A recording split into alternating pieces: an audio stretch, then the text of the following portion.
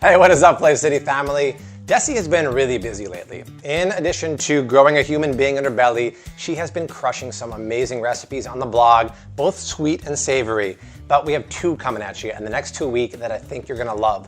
One is a keto, dairy-free cauliflower crust pizza that was gangbusters. Then she followed it up. She's like, yo, you know what's really popular at Trader Joe's too? Are those broccoli kale crust pizza crusts. And she knocked off her own version. That's amazing because if you actually look at the back of the box for that cauliflower. Yeah, let's look at the back actually. The first ingredient is broccoli. Second ingredient is corn flour. Then potato starch, then cornstarch, then kale. The whole crust has a whopping 90 carbs, so it's nowhere near low carb. It's nowhere near grain-free. The color is pale greenish. Yeah, and it's not green. crispy. So we're gonna make a crispy version of that is keto, low carb, and paleo today. And then we're gonna top it with cheese, bake it in the oven, and also, we can't wait because coming out in less than 4 days right now is our cookbook, you guys. We've been sharing recipes on our weekly live streams. There's 125 low-carb keto recipes. That actually tastes good. That's right, this is like the ultimate clean eating guide. Every recipe in here has photos, detailed macros, tips. I let you know if there is a video for it.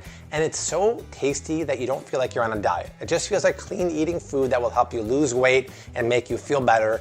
We're gonna put the Amazon link down below. You guys have made it a #1 new release for 3 to 4 weeks straight now. Next stop is a #1 bestseller. Then we can get on the Today Show, cook recipes with Al Roker. I'm like a broken record. That's my dream. I wanna do it, but you guys can make it happen. So less talking, let's make a broccoli and kale crust. Let's do it. What are we doing first?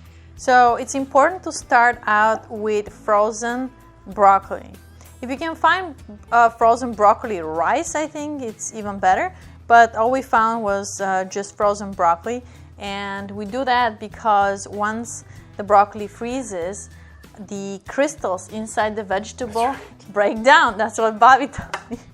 They break down the cell wall and it's really, really wet, which is what you want because we're gonna squeeze all that water out first. Now, like Dessi said, if you can find rice broccoli, buy it. I don't know where they can buy that, so get organic frozen broccoli, 24 ounces to be exact, and then we're just gonna put it through the grater attachment of our processor. So we can grate it, but if you guys don't have a processor, just use a knife and finely chop. Finely, like super fine. So it turns into like kind of like a rice consistency. And then after that comes out, I'm gonna take a tea towel and I'm gonna squeeze out all that moisture. So typically Bobby tells you never to use frozen vegetables, Yes. especially cauliflower or broccoli. Yes. But for this application, that's exactly what you need. Exactly. Because it's always mushy and squishy and wet. This is the only time I can think of in the kitchen when I actually want squishy, whooshy vegetables. So go ahead and spill it into the middle of a tea towel and then just wrap it up like a baby in a swaddle. I'm practicing, this is good. And then set this over a bowl and just flex your biceps and squeeze, and you'll be amazed how much water comes out of this. The other day when I did this on Instagram stories, someone told me I should do a shot of this water instead of throwing it away. So the more moisture you wring out of here, the more you flex those biceps, the crispier your pizza crust is gonna be. Speaking of getting it crispy, I'm preheating the oven to 425 now. And man, imagine trying to do this with fresh riced broccoli. You can't do it. Can't squeeze all that water out. You can't, barely any's gonna come out. So this is why you wanna use frozen. I suppose if you had fresh broccoli florets in the fridge, just freeze them overnight and then do the same process. This is exactly what we do for the cauliflower crust pizza recipe coming next week. And now we're gonna spread out the broccoli over a parchment paper lined sheet tray. And we'll bake it in the oven for about 25 minutes at 425 degrees. And you stir it halfway with a spatula to make sure that it's drying out evenly.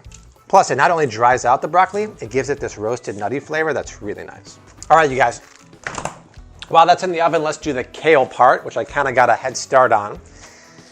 I would not recommend using frozen kale for this because when you buy that at the store, it's loaded with the stalks. And the stalks are very tough and fibrous, and you don't want that in your pizza crust. And I don't really know anywhere that sells boiled, destemmed kale that's organic anyway.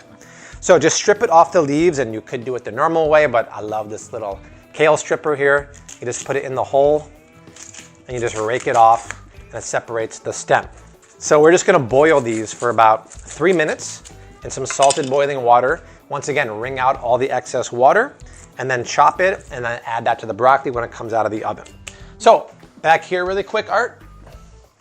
How much kale are we using, babe? All in all, we're gonna use about 3/4 of a bunch. And after it's boiled down, we'll use exactly 1/4 cup. So just like pasta, season the water with some salt and then add the kale. All right, we'll check that after about 3 minutes. After a few minutes, let's evacuate the kale from the pot. And then once it cools down, I'm gonna squeeze out as much moisture as possible, just like the broccoli, and then finally chop it up with a knife. All right, let's grab the broccoli from the oven. This is perfect. Now, in theory, if you guys could be my finger right now, you would feel this. Touch that, babe. It's dry as can be.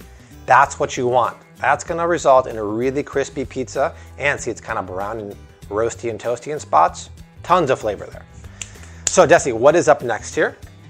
Up next, we wanna whisk 1 egg into the bowl. And then add the broccoli to the egg. Let's measure 1/4 cup packed of the chopped kale.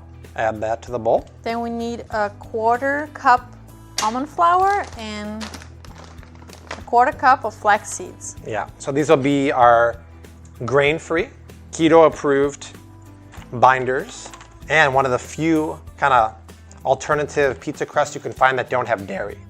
And the ground flaxseed meal you can find at Trader Joe's. It's a really good price. 1/2 teaspoon of garlic powder, 1/2 teaspoon of onion powder, a teaspoon of basil, and a teaspoon of oregano. And don't forget 1/2 teaspoon of unrefined salt.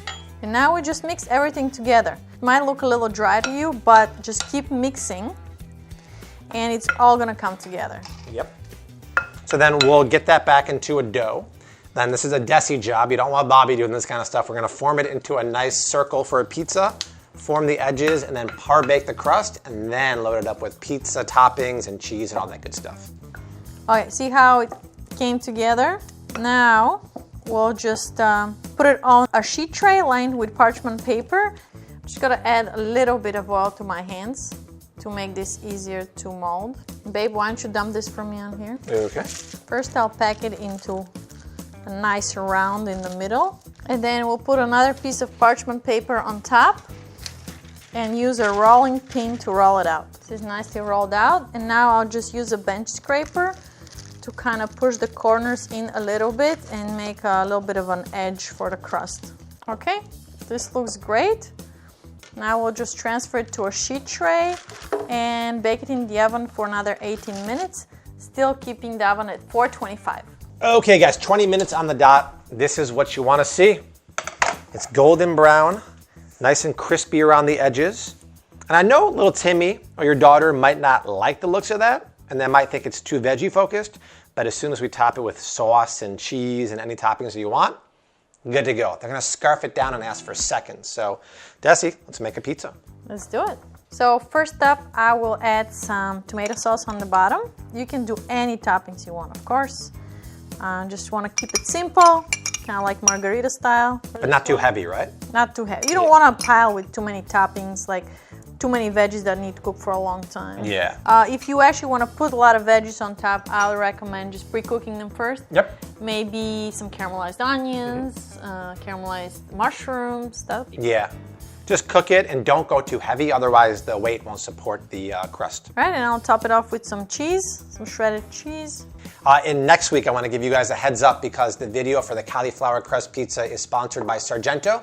They have a new Reserve Series cheese that's aged up to 18 months. It doesn't come in block form. It only comes pre-grated. But I looked it up on their website. It's 100% all natural, unprocessed cheese, and it melts really well. So I don't want you guys to freak out when you see that because it's good quality. It does have a touch of potato starch in there to prevent it from caking, but it's minimal and it does not add any carbs. Just wanted to give you guys a heads up for that. Now I'm gonna top the pizza off with some tomatoes. All right, that looks good. And let's bake this for about 8 to 10 more minutes? Yeah, and then pop the broiler on at the end to make it nice and bubbly. Okay guys, it was about 9 minutes total. That's why I popped the broiler on at the end. Look at that cheese. How good does that smell? Oh my god, so good. Okay. Looks proper. Yep. And I'm just gonna top this off while it's still warm with some fresh basil. Some like it a little spicy. Art, stay over there. I'm gonna put a little bit of red pepper flakes on there. Let the heat kind of warm them up. I don't know, that looks like a proper pizza, you guys. You can't get that at Trader Joe's, I'm sorry. They don't have that at the grocery store. That looks so good. Just can't wait. I wanna cut into this while the cheese is still hot. This is how we roll. A paleo, keto, and dairy-free veggie crust that's crispy, moist, and delicious. Pizza cheers. Cheers. Oh, Art got the piece with the craggly end there. You're lucky.